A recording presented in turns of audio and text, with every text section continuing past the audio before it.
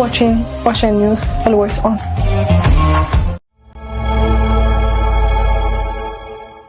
This is Adil Malik live from the London studio.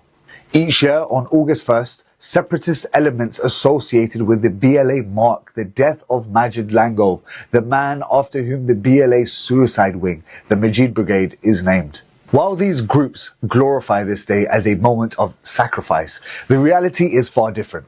August 1st is not a day of mourning. It is a day Pakistan's security forces eliminated a militant facilitator with proven terrorist links. It is, in fact, a reminder that justice was served. Majid Langov was neither an innocent civilian nor a political activist. He was directly involved in facilitating terrorism. A vehicle registered in his name was also used in a terrorist operation, a clear indicator of his support to militant networks. According to intelligence reports, Langov was receiving funds and logistical support from RAW. These links enabled the movement of arms, planning and attacks, and recruitment of suicide bombers. When law enforcement agencies attempted to apprehend him in Quetta, he resisted and was killed in a gunfight. His death was not martyrdom, it was the lawful termination of a security threat.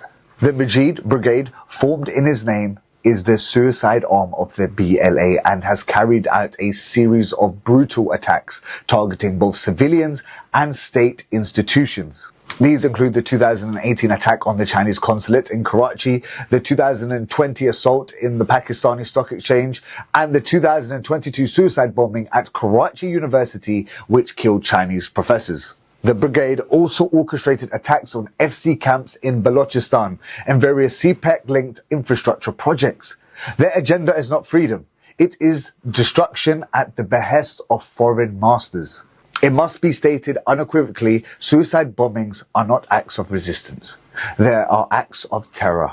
No cause, ethic, or political justifies the killing of innocent people. The glorification of suicide attackers by the Majid Brigade and its media arms is a tactic to radicalize Baloch youth and push them towards self-destruction. These groups do not represent the Baloch people. They exploit them. Real dignity for Balochistan lies in development, education and peace, not in car bombs and body counts. The state has designated the Majid Brigade a terrorist organization. Its members, handlers and foreign sponsors will be pursued and held accountable. RAW's involvement in funding separatist violence in Balochistan is no longer a secret. It has been exposed repeatedly through captured operatives, financial trails and intercepted communications. Pakistan's resolve is clear. There will be zero tolerance for foreign-funded militancy under any slogan or ethnic cover. August 1st should not be remembered as the day Majid Langov died. It should be remembered as the day a dangerous terrorist was eliminated.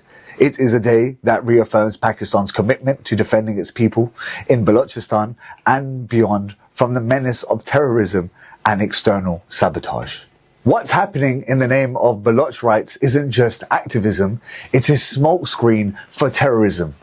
Groups like the BYC, BNM, BSO and BSC have become tools for banned outfits like the BLA and BLF. These terror groups target civilians, teachers, workers, passengers and anyone not from their ethnic fold. Yet the same groups claiming to fight for rights never condemn these attacks. Instead, they cry enforced disappearance every time a terrorist is caught or killed. This isn't speculation, it's proven. Abdul Wadud Sataksi was claimed missing by his sister during a BYC protest. Days later, BLA confirmed he was a suicide bomber in the match attack. Kareem Jan Baloch was called a victim by BSO. He turned out to be a suicide attacker at Gwadar port. Mahal Baloch, a university student, carried out a suicide blast at the FC camp in Lasbela. Shah Fahad bombed Chinese engineers near Karachi airport. Sufyan Kurd, claimed missing, was killed in an armed encounter in Mastung as a BLA fighter. Each of them was portrayed as innocent until the truth exposed them as trained militants. Even worse, BYC's rallies are followed by terror strikes almost every time. After their January 2024 march, BLA attacked March City. After their July 2024 rally in Gwadar, 22 passengers were executed in Musakil and a suicide attack in Las Bella was conducted. After their January 25, 2025 event, a bus bombing in Kuzdar killed 5 civilians. In March 2025, BLA hijacked Jafar Express and BYC's Mahrang Baloch demanded terrorist bodies and incited a mob to raid the hospital. The connection is undeniable. BYC protests, and right after the protest, BLA conducts an attack.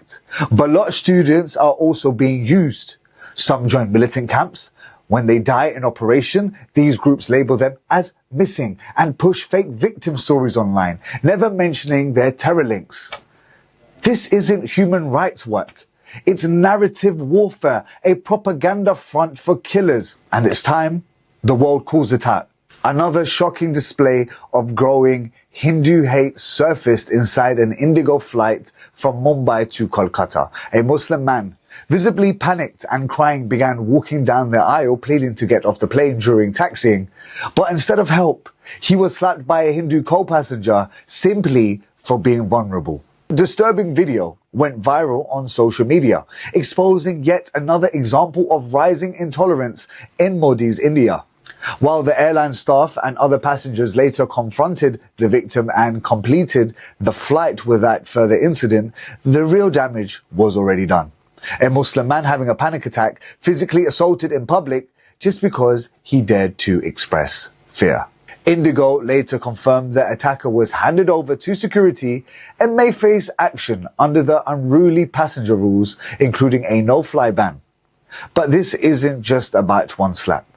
This is about how normalized it's becoming in India to mock, mistreat and manhandle Muslims even in moments of distress. This is the face of a hateful India in 2025, loud, unapologetic and violent. Keep watching Ocean News.